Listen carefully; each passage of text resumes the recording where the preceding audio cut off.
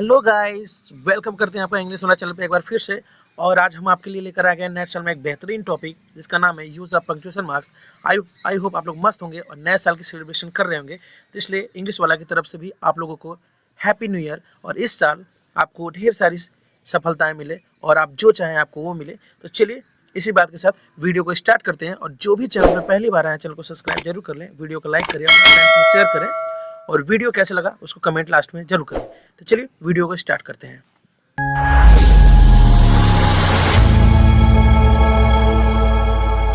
तो गाइस चलिए हम आ गए फिर से यूज ऑफ पंक्चुएशन मार्क में। तो वीडियो स्टार्ट करते हैं। तो यहाँ पे ध्यान देंगे कि दो टाइप के टॉपिक जो हमारे माइंड में क्वेश्चन अक्सर रहते हैं कई सारे स्टूडेंट के, कि पंक्चुएशन मार्क का यूज तो हो जानते हैं, ठीक है, और नहीं जानते तो कोई बात नहीं, आज मैं बता दूंगा। लेकिन उससे पहले हमारे माइंड में टू टाइप्स के क्वेश्चन आते हैं जिसमें हम चर्चा करेंगे। तो इसमें नंबर 1 पे हमारा आता है व्हाट इज पंक्चुएशन, यानी कि क्या आपको पता है कि पंक्चुएशन क्या है, विराम चिन्ह क्या होता है। तो हम इसी के बारे में जानेंगे, ठीक है। तो चलिए बात करते हैं इस पे। व्हाट इज पंक्चुएशन, यानी पंक्चुएशन विराम चिन्ह क्या होता है। कि the English language has a system of symbols and signs known as punctuation, यानी कि अंग्रेजी भाषा में प्रतीकों और चिन्हों की एक प्रणाली है जिसे विराम चिन्हों के नाम से जाना जाता है। एक बार फिर से मैं आप लोग को बताता हूँ कि अंग्रेजी भाषा में प्रतीकों और चिन्हों की एक प्रणाली होती है जिसे क्या करते हैं हम लोग विराम चिन्ह के नाम से जानते हैं। आई होप गाइस इस क्वेश्चन का आंसर आपको मिल गया होगा। चलते हैं नेक्स्ट क्वेश्चन पे। Why do you need punctuation, क्योंकि आपको पंक्चुएशन की आवश्यकता क्यों पड़ती है। पंक्चुएशन जो भी आप कहते हैं ना एग्जाम में पंक्चुएशन पूछ रहे थे, इसकी आवश्यकता क्यों है हमारे सेंटेंस में, ग्रामर में। तो इस टॉपिक पर भी हम चर्चा कर लेते हैं कि दिया यहाँ पे punctuation shows us how to structure and how each sentences should be read, यानी हमें ये दिखाते हैं कि वाक्य की संरचना कैसे की जाए, स्ट्रक्चर उसका कैसे किया जाए, और प्रत्येक वाक्य को कैसे पढ़ा जाना चाहिए, ठीक है। उसका पढ़ने का जो तरीका होता है और उसका जो स्ट्रक्चर होता है वो किस पे डिपेंड होता है, वो हमारे पंक्चुएशन पे ही डिपेंड होता है। इस वजह से क्या होता है, पंक्चुएशन हमारे लिए बहुत ही ज़्यादा इंपॉर्टेंट है। तो आई होप गाइस आप लोग को समझ में आ गया होगा कि पंक्चुएशन किससे कहते हैं और पंक्चुएशन का नीड क्यों है हमें, और पंक्चुएशन किस लिए क्या महत्व रखता है हमारे लाइफ में और ग्रामर में। तो चलिए अब स्टार्ट करते हैं कि कौन कौन से पंक्चुएशन है जो आपके लिए बहुत ज़्यादा इंपॉर्टेंट है। तो वही टॉप 10 पंक्चुएशन मार्क्स मैं आपके लिए लेकर आया हूँ। तो चलिए पढ़ते हैं इसको। नेक्स्ट हमारा आ जाता है फुल स्टॉप, ठीक है। तो फुल स्टॉप की बात करते हैं तो ये छोटा सा कामा के रूप में होता है, जैसे कि आप यहाँ पे चिन्ह देख सकते हैं इसका, ठीक है, यहाँ पे बना हुआ है। तो इसके देखते हैं हम। तो यहाँ पे दिया है it is used at the end of the sentence and with the short form of the word. तो उसके लास्ट में हम फुल स्टॉप का यूज करते हैं, ठीक है। इसका प्रयोग वाक्य के अंत में तथा किसी शब्द के संक्षिप्त रूप के साथ होता है। जैसे कि आप देख सकते हैं यहाँ पे एग्जांपल के माध्यम से दिया है I have read a book, ठीक है, I have read a book, मैं किताब पढ़ चुका हूँ। तो यहाँ पे देखिए एक सेंटेंस कंप्लीट हुआ है। तो यहाँ पे देखना लास्ट में छोटा सा फुल स्टॉप आपको दिखाई दे रहा होगा। और नेक्स्ट है हमारा ही इज एन एम आई, ठीक है, वो एम आई है यानी मास्टर ऑफ आर्ट है। एम आई एक हमारा संक्षिप्त रूप है। तो इसके बाद भी देख रहे हैं आप छोटा सा फुल स्टॉप का यूज किया गया है। तो आई होप गाइस आप लोगों को समझ में आ गया होगा। चलते हैं नेक्स्ट टॉपिक पे, ठीक है। तो कामा का प्रयोग हम जानेंगे कि कामा का प्रयोग, इसका प्रयोग कम समय तक रुकने के लिए होता है, ठीक है। जो कामा का यूज होता है वो किसी जगह पे कम समय के लिए, देखिए जैसे दिया ना it is used for short stay, इसका यूज कम समय के लिए रुकने के लिए होता है। जैसे हम एग्जाम्पल के माध्यम से समझेंगे। यहाँ पे हमें एग्जाम्पल दिया है राम इज इंटेलिजेंट, फिर कामा ऑनेस्ट एंड एक्टिव। देख रहे हैं ना, राम इंटेलिजेंट है, फिर कामा, ठीक है, उस पर ऑनेस्ट भी है और एक्टिव भी है। तो आई होप गाइस आप लोग को समझ में आ गया होगा कि कामा का यूज कहाँ और कैसे करते हैं। तो चलते हैं नेक्स्ट टॉपिक पे। नेक्स्ट टॉपिक हमारा सेमी कॉलन। सेमी कॉलन का यूज हम आपको बताते हैं क्या होता है। देखिए जैसे नीचे लिखा है, सेमी कॉलन का मतलब अर्धविराम होता है।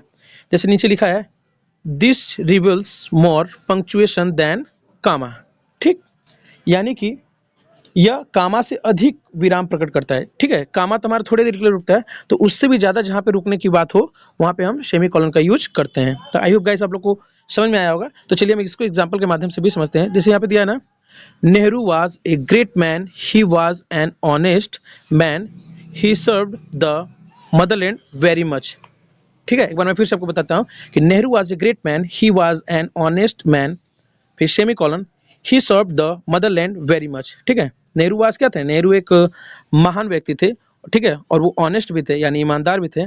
और ही served the motherland very much, वो अपने मातृभूमि से बहुत प्यार करते थे और उनकी वो सेवा किया करते थे।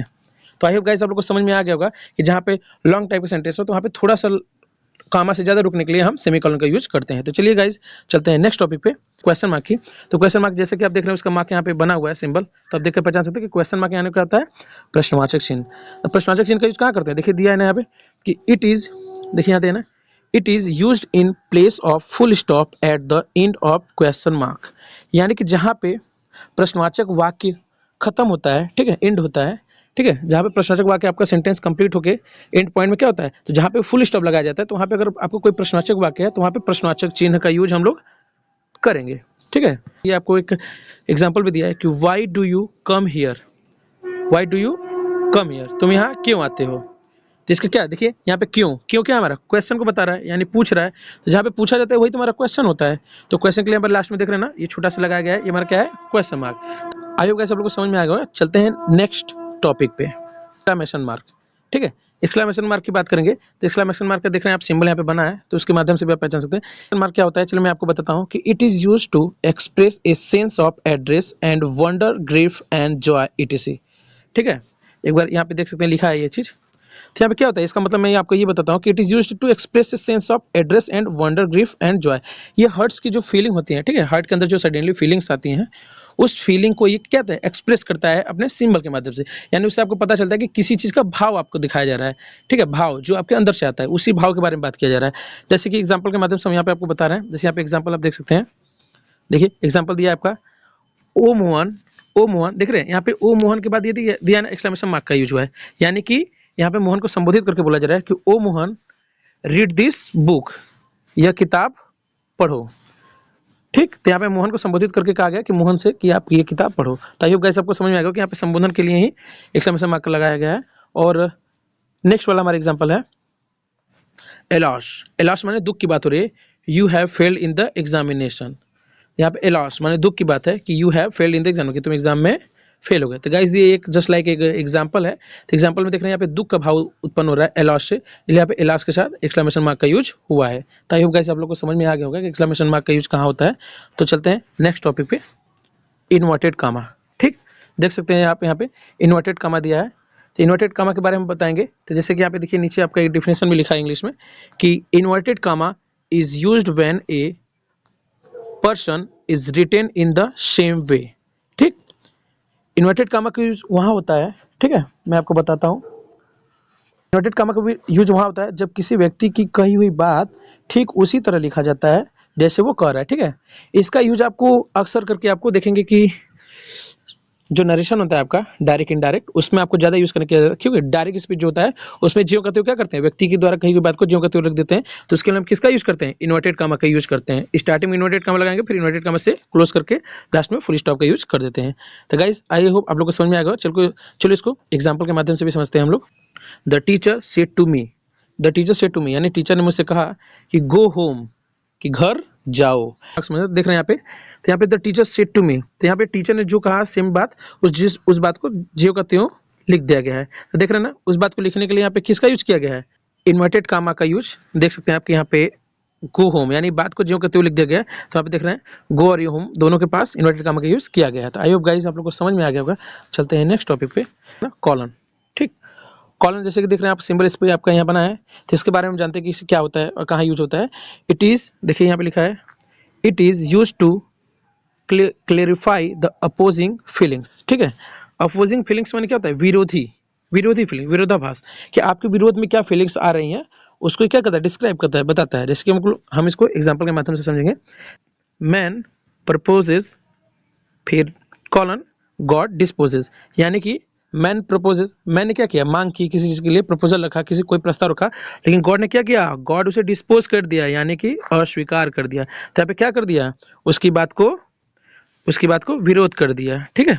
उनके बात को क्या किया, गॉड ने विरोध कर दिया उनका बात को। तो यहाँ पे क्या हुआ, विरोधा हुआ ना, उनके अपोजिट में आ गया, तो इसलिए यहाँ पे कॉलन का यूज हुआ है। तो आई होप गाइस आप लोग को समझ में आ गया होगा।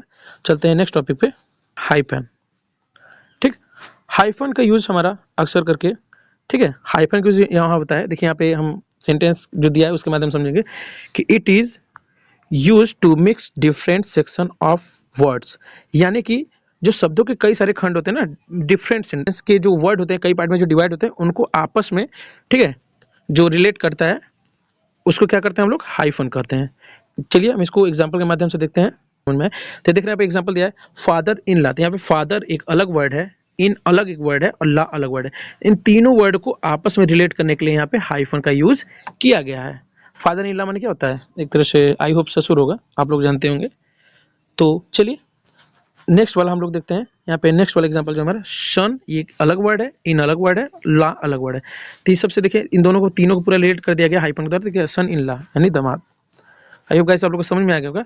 तो चलते हैं नेक्स्ट टॉपिक पे। नेक्स्ट टॉपिक हमारा एपस्ट्रॉफी।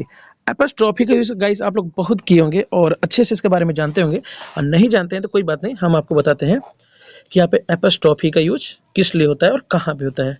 ठीक है, तो यहाँ पे दिया है जैसे कि आप देख सकते हैं यहाँ पे कि it is often use to express authority with living things. यानी कि क्या होता है, इसका प्रयोग प्राय सजीव वस्तुओं के साथ अधिकार प्रकट करने के लिए होता है। ठीक है, किसी वस्तु पे जिसका अधिकार है उसके लिए हाइफन का यूज किया जाता है। तो चलिए हम इसको एग्जांपल के माध्यम से समझते हैं, है ना। This is Mohan's house. यहाँ पे देख रहे हैं ना एपस्ट्रॉफी का यूज है मोहन्स। मोहन्स माने मोहन का। देखिए गाइस जहाँ पे का, के, की का भी अर्थ है, ठीक है, अपना के लिए, तो यहाँ पे क्या करेंगे, वहाँ पे हम एपस्ट्रॉफी का यूज करेंगे। ठीक, और एक चीज़ मैं आपको और बताता हूँ, और जहाँ पे अगर किसी वर्ड के लास्ट में यस का साउंड आए तो वहाँ पे केवल एपस्ट्रॉफी मार्क का यूज करते हैं। ठीक है, और जहाँ पे एस का साउंड नहीं आए तो वहाँ पे एपस्ट्रॉफी के साथ एस भी लगाते हैं। तो गाइस आई होप लोग समझ में आ गया होगा। तो यहाँ पे देखिए एग्जांपल में दिया ना कि दिस इज मोहन्स हाउस, कि यह मोहन का घर है। तो आई होप गाइस आप लोग को समझ में आ गया होगा। चलते हैं नेक्स्ट टॉपिक पे, स्लैश। स्लैश देखिए गाइस, जिसको आप लोग यहाँ पे दिया है कि स्लैश को कई लोग प्रतीक के नाम से भी जानते होंगे हिंदी में, कि प्रतीक है या के रूप में। ठीक है, जहाँ पे या पे ऑप्शनल चीज होता है तो उसके लिए इसका प्रयोग किया जाता है हिंदी में अक्सर करके, और इंग्लिश में भी। तो गाइस चलिए इसको हम समझते हैं। तो स्लैश में होता क्या है, देखिए दिया ना, slash are used to separate choices, ठीक है, गुड और bad in text and to separate lines of poetry. यानी कि स्लैश का उपयोग पाठ में विकल्पों, ठीक है, विकल्प के लिए, चॉइसेस के लिए, गुड और बैड को अलग करने, ठीक है, text and separate lines to poetry, अलग करने और कविता की पंक्तियों को अलग करने के लिए किया जाता है। एक बार गाइस मैं फिर से आपको बताता हूँ कि स्लैश का यूज कहाँ करते हैं, यानी कोई विकल्प है, ऑप्शन देना चाहते हैं तो ऑप्शनल के लिए क्या करते हैं, यहाँ पे जैसे कि आपको देख रहे हैं ना ऑप्शन गुड और बैड, दो में से कोई एक चूज करना है, तो यहाँ पे ऑप्शनल के लिए स्लैश का यूज किया गया है। ठीक है, और कोई अगर कविता पंक्तियाँ अलग अलग करनी है या ये, ठीक है, जहाँ पे या का साउंड है, या के लिए दो में से कोई एक की चुनाव तो वहाँ पे स्लैश का यूज करते हैं। ठीक है, जैसे मैं आपको एग्जाम्पल के माध्यम से समझाता हूँ, देख सकते हैं दिया ना, हिज स्लैश हर, हिज या हर या दो में से कोई एक, ही या शी इन दोनों में से कोई एक, या इफ या व्हेन। ठीक, तो देख रहे हैं यहाँ पे भी स्लैश का यूज हुआ है, यहाँ पे भी स्लैश का यूज हुआ है, और यहाँ पे भी। तो इन दोनों में से क्या करना है, किसी एक की बात की गई है। ठीक है, इनमें से कोई ये या ये, ठीक है, या ये हिज हो सकता है या फिर हर हो सकता है। ठीक है, और यहाँ पे देख सकते हैं जैसे कि आपको दिया है यहाँ पे, देखिए यहाँ पे या ही हो सकती है या शी, या इफ हो सकता है या व्हेन। ठीक, तो आई होप गाइज जो भी मैंने आपको बताया आप लोग को समझ में आया होगा। और गाइज जो भी अगर आपको इधर उधर थोड़ी बहुत नॉइज सुनाई दिया होगा तो उसके लिए थोड़ा सा अपने आप को एडजस्ट कर लीजिएगा गाइज, क्योंकि जानते हैं विलेज एरिया है तो ये सब की बात आती रहती है। बाकी जो भी थोड़ी बहुत मेरे बोलने में कमी लगी होगी आप लोग को तो थोड़ा सा एडजस्ट करिए गाइज, क्योंकि ये मैं बहुत बड़ा यूट्यूबर नहीं हूँ, मैंने बस कोशिश की है थोड़ा सा आप लोग को पढ़ाने की। ठीक है, एक माध्यम से जो कि हमारे पास है, देख सकते हैं आप। तो गाइज थोड़ा सा एडजस्ट आप लोग भी कर लिएगा। बाकी आप लोग को टॉपिक और कंटेंट में कोई कमी लगी हो तो आप जरूर बताइएगा हमें। तो गाइज आई होप आप लोग को वीडियो पसंद आया होगा।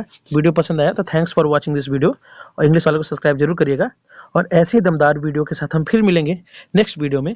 तब तक के लिए थैंक यू, और नए साल को अच्छे से सेलिब्रेट करिए और अपने तैयारी में लगे रहिए इसी तरह से, क्योंकि ये नया साल आपका होना चाहिए और आप जो पाएँ, ठीक है, आप जो पाना चाहते हैं उसके लिए खूब सारी मेहनत करिए और अच्छे से लगे रहिए और अपने माँ बाप का नाम रोशन करिए। तो गाइस मिलते हैं नेक्स्ट वीडियो में, तब तक के लिए थैंक यू।